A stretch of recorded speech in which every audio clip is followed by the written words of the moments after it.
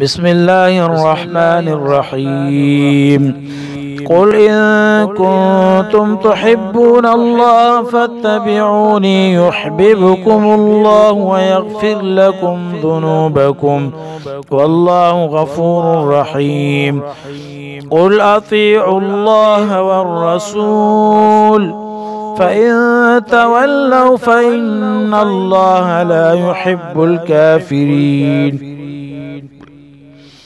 إن الله اصطفى آدم ونوحا وآل إبراهيم وآل عمران على العالمين ذرية بعضها من بعض والله سميع عليم.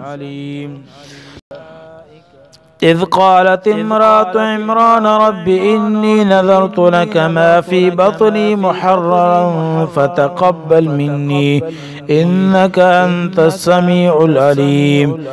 فلما وضعتها قالت رب إني وضعتها أنثى والله أعلم بما وضعت وليس الذكر كالأنثى وإني سميتها مريم وإني أعيذها بك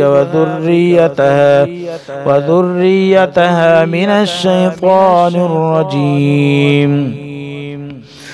فتقبلها ربها بقبول حسن وأنبتها نباتا حسنا وكفلها زكريا.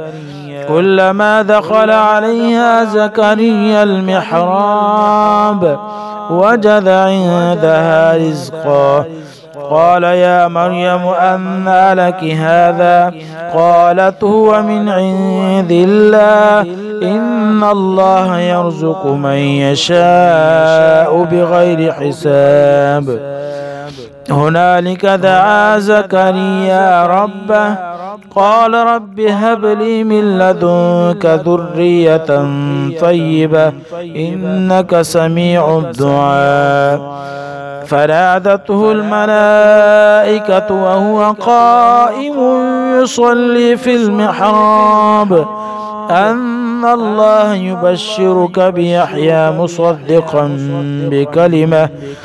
بكلمة من الله وسيدا وحصورا ونبيا من الصالحين. قال رب أنى يكون لي غلام وقد بلغني الكبر وامرأتي عاقر قال كذلك الله يفعل ما يشاء.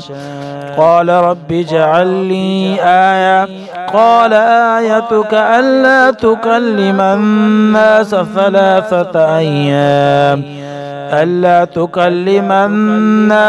ثلاثة أيام إلا رمزا واذكر ربك كثيرا وسبح بالعشي والإبكار.